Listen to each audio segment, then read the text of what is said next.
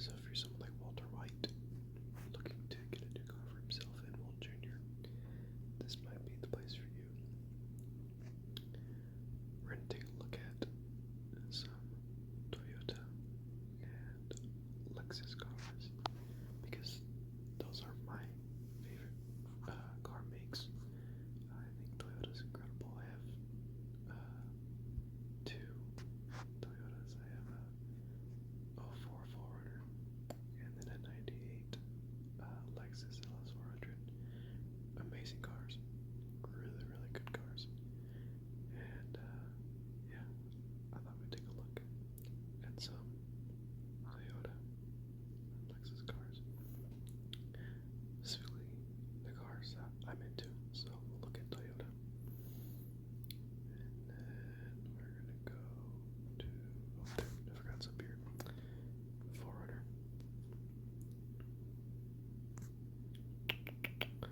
And I'm gonna be sorting it so that we can find just 4-wheel drive models and all-wheel drive, I guess. I believe the difference between the two, if I'm not mistaken, if you're curious between the 4-wheel and all-wheel, is that 4-wheel drive is when you can switch from 2-wheel to 4-wheel, but all-wheel drive is always in 4-wheel drive, so you can't switch to rear wheel. So I believe that is the main difference. So in this case, for example, I think the 4Runner, the limited models are always in 4-wheel drive, so they'd be classified as all-wheel drive. But something like, I believe the DRD 4Runners, you can switch between 2-wheel drive, so rear wheel, and then 4 high and 4 low, I believe. So I believe that's the main difference. But I mean, as long as you can get on those trails, it shouldn't really matter too much. And then we're going to increase the range to 500 miles so you can get the max. And then we're going to,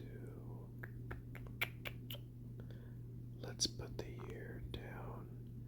I like 5th gens a lot, I do. But I think for this, we're going to do 4th gen and lower, just to look at some more quote-unquote classic versions of the 4Runner. Do I have a bias towards the 4th gen?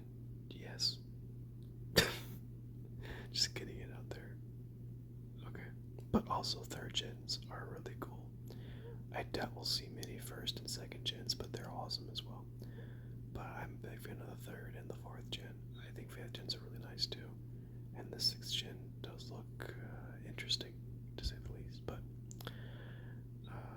3rds and 4ths are my favorite. Yeah, so let's take a look at what's in the Albuquerque, New Mexico area. Although, I wonder how many are going to be outside that since they increased the range so much. But let's take a look. Alrighty. We have an SR5 4-wheel drive for about $9,000 and 250,000 miles now. Mine actually has a little bit more than that, believe it or not. I have an SR5 too. It's only rear-wheel drive though, so it's not a 4x4. But actually, it looks like it's in pretty similar condition to mine.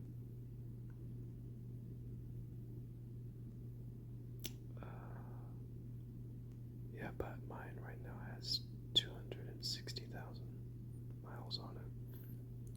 It's been a very, very reliable vehicle. That's why I love Toyota. They just scream reliability. Oh, but here's what I mean though. You see how right here, you can switch between 2, high 4, and low 4. So I believe on the 2UZ 4.7 liter V8 models, which they mostly came in limiteds, but I believe for all V8s, if it was 4-wheel drive, it was an all-wheel drive because of the fact that you couldn't go down to a rear-wheel drive. So that this dial right here, it would only have the high 4 and low 4 options. So just an interesting little tidbit about these vehicles. The V6 all-wheel drive for 10,000. This doesn't look too bad. Let's see.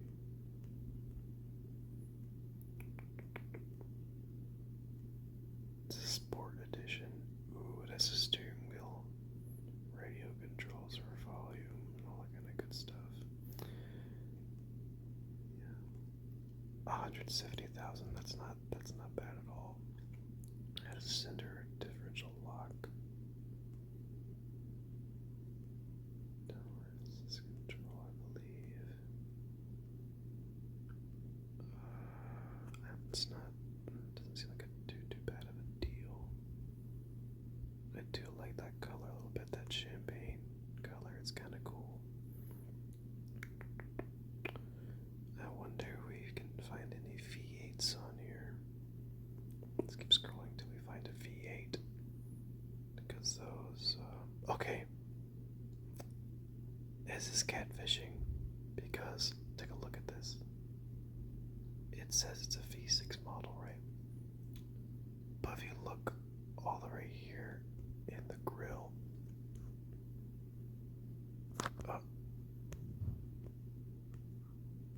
yeah, they just took a stock photo from like Google or something. Oops. Because that badge right there on the grill, I can't zoom in, but that badge in the bottom right corner of the grill, that's the V8 badge to signify it's a V8 model. But obviously it's not, because it's V6 right here, so they must have just grabbed a stock picture. I believe those are also limited wheels, so they took a picture of a limited 4Runner and then just stuck it on the SR5 model. So this thing probably looks almost nothing like the actual car itself. Because yeah, I think those wheels are for the limited model.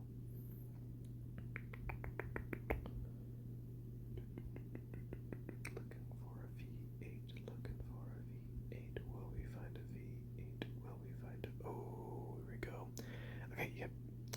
Yeah, I think those limited wheels were the same ones, I believe, from earlier. And look at that badge on the right. Okay, yeah. So, yeah, this is a limited model. You can tell because it says limited right there. This thing actually seems to be in pretty good condition. Wow. Let's take a look. That V8 badge. Beautiful. The headlights look great. They definitely detailed this, which I'm not surprised because it is at a dealership. So they definitely detailed this to put it on the floor. And this is a very, very sought after model. Ooh, those wheels can get a little bit of work though. Look at that. Looks like someone dookied on that wheel a little bit. Ooh, hold on. Hold the phone.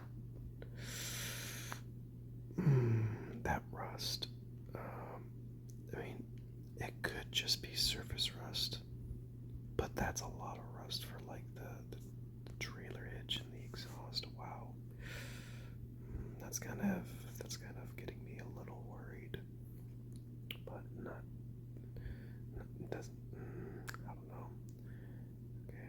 Okay, it has the JBL sound system, which is pretty cool. The leather of the seats looks to be in pretty good condition. Wow, actually. Wow. Yeah, just that rust, man. That rust is a Toyota killer, unfortunately. I mean, all cars don't handle rust well, but unfortunately just these cars in particular, just, oh man. Rust is terrible. Oh, look at that though. 4.7 liter 2UZ VTI V8. This is an amazing, incredible engine. I wish I had the 2UZ, but in my LS400 I have the 1UZ VTI 4.0 liter engine.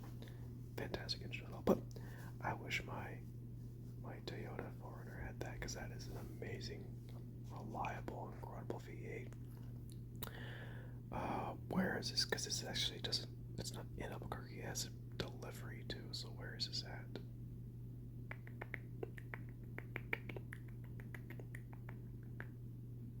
Come on, where are you from? One accident, 4 previous owners, okay.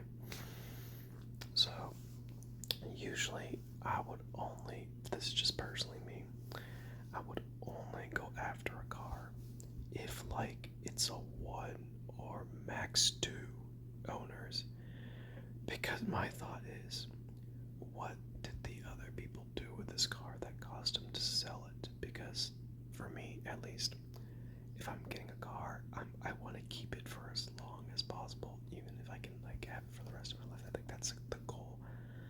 I would not try and buy a car and then try and sell it later. That's just me though. I know that people do, but when I see that, I'm like, what caused these people to sell the car again and again and again? Especially with an accident, I'm not sure if that's like for the previous owner or something like that. Who knows? Okay. This is in Illinois, no wonder. Okay, Illinois is unfortunately where we call the Rust Belt. The Rust Belt is kind of like a death sentence for these kind of cars, because the salt on the roads from like all the snow and stuff like that comes, it can be very devastating to the frame of the vehicle. So something like this is unfortunately very suspect to that. Because this is an amazing vehicle. These things are incredibly reliable. This right here, especially the limited 4-wheel drive, it's basically a Lexus GX 470 in a 4Runner body. I believe they even have like the same frame and everything. It's just in a different styling, just in a more, I would call the 4Runner more aggressive body styling than the GX, but essentially you're getting a Lexus GX with the limited model because of the leather seats. I think the GX may have some more stuff, like I believe they come with the 3rd row, and obviously the wood trim and the power steering wheel, but it's essentially the same vehicle.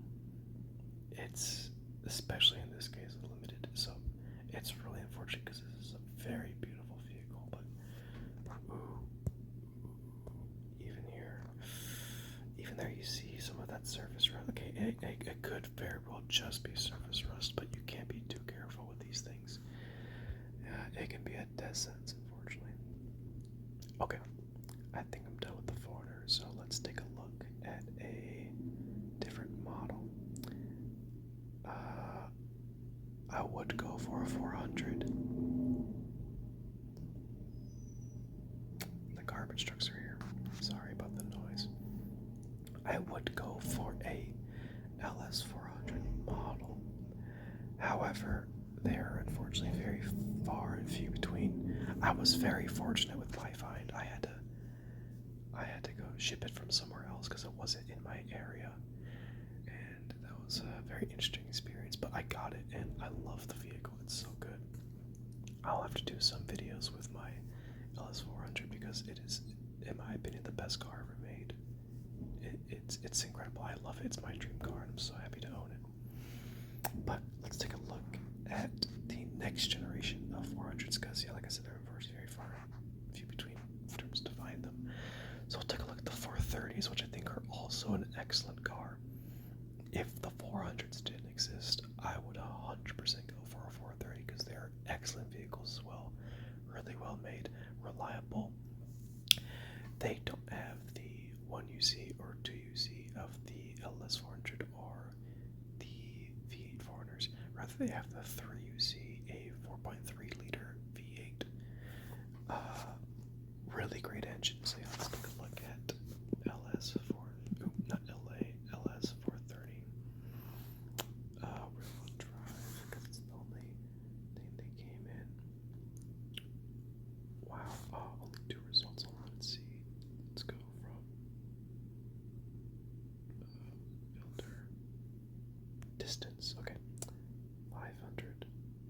Only 6 results. Wow. That's very surprising, especially coming from where I come from. Usually you'd have a lot more results than that. Interesting. Very interesting. You know what? Let's do for this one. Nationwide. Okay, 121. It's looking a little better in terms of options. I don't have like a particular trim that I'm looking for, or like any particular options. Me personally, I prefer the facelifted 430s, which is from 2004 to 2006 rather than 2001 to 2003. This is a perfect example. So right here, this is a 2005, so this is a facelift. You can see a little more curvy headlight right here, and the pre-facelift has like this very triangle headlight. I really like the styling of the facelift way better. And then this, also there's some reliability issues with the 01 to 03 models. From what I know, sorry, the chair's kind of squeaky. From what I know, there can be some reliability issues. And then the facelifted models have a little bit better features. Like they have I think a improved adaptive cruise control feature. But anyways, let's take a look at this one. This actually looks like a very good deal. Under 90,000 miles for only 12,000. That's actually pretty damn good. But I can already see, unfortunately, it looks like it was in kind of a fender bender a little bit.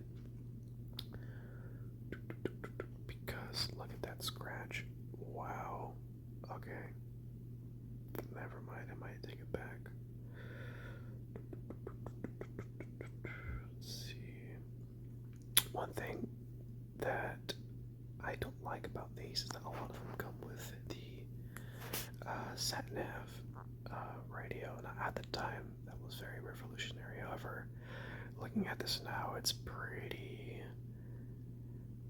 bulky, and I'm sure it works great, but it's just not, like having Apple CarPlay or Android Auto, like a good modern double-din unit. And unfortunately with this, it's very hard to remove it, especially because this controls like your climate control and all that stuff. So if you're gonna remove it, you also are removing that, so you'd have to get another unit that has all that stuff. And I heard it's actually a very, very complicated process. So I'd rather get a 430 that doesn't have the sat nav, but unfortunately those are very rare, especially with the higher trims of the LS430. I think on the majority of the higher trims with other creature comforts such as self-closing doors and cooled seats, which aren't on all the models, most of them came with a sat nav, just because that was also a very modern feature at the time. Definitely a great feature at the time, but just in this, in the modern sense, it's just not that good. But this is I wouldn't call this a good deal in my opinion, because just look at that. I've seen way cheaper options for 430s with less damage, like right off the bat. So I personally wouldn't go for this, but I mean, it is a very reliable vehicle, and it only has 90,000 miles. So if you got the hookup at like a body shop, or like a painter, or hell, you just want to rattle can this thing, honestly, for the mileage, not too bad. Just personally, I would go for it, just because I'm not sure how well this thing's been taken care of, if that's happened to it.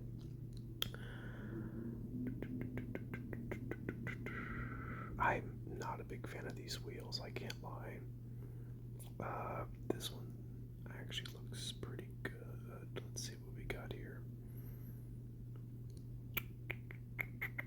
Alright, let's see. Okay, we got a white one here. Exterior looks pretty good.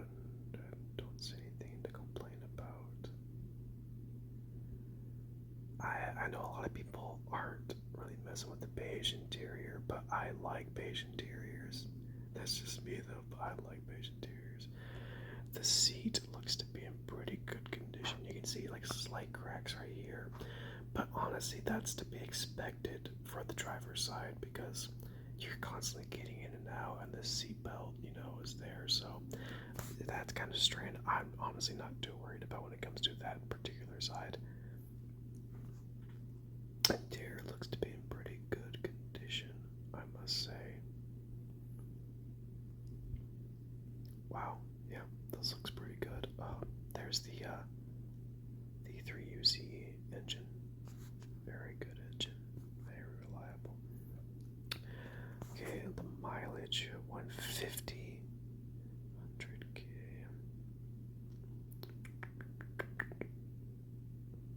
Let's see, like how many owners. Yeah. Okay, so clean title, no accidents. That's great.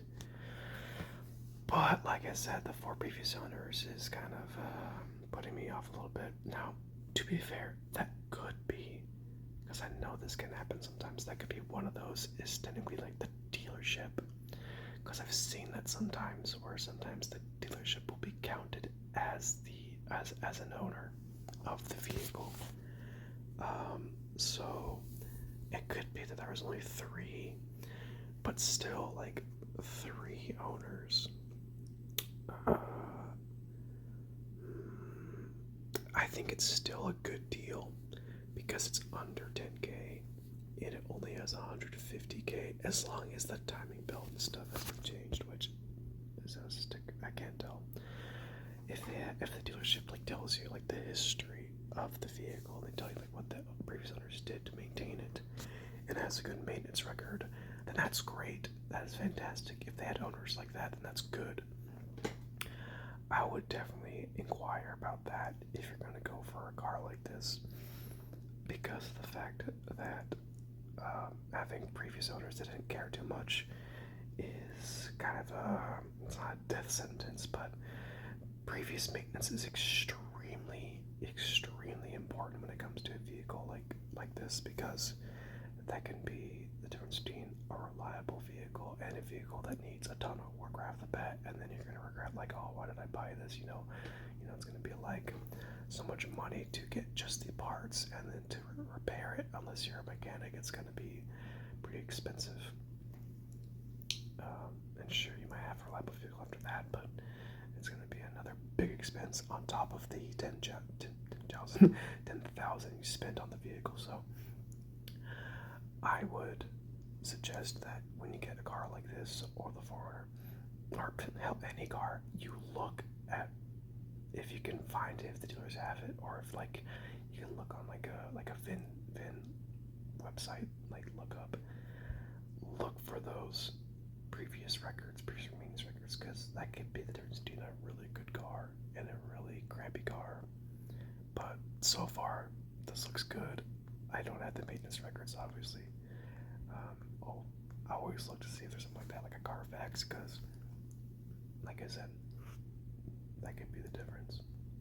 But so far, this looks like a really good vehicle. No accidents reported, so hey, that's pretty good. I think it's gonna do for now, because this video is already like 20 minutes long. So I hope you enjoyed it. Please let me know what you guys think about this. I apologize that it's in this view. I don't really have a good screen recorder for the computer. My computer's really slow, but we can get something figured out. But I hope you guys enjoyed this. Thank you so much for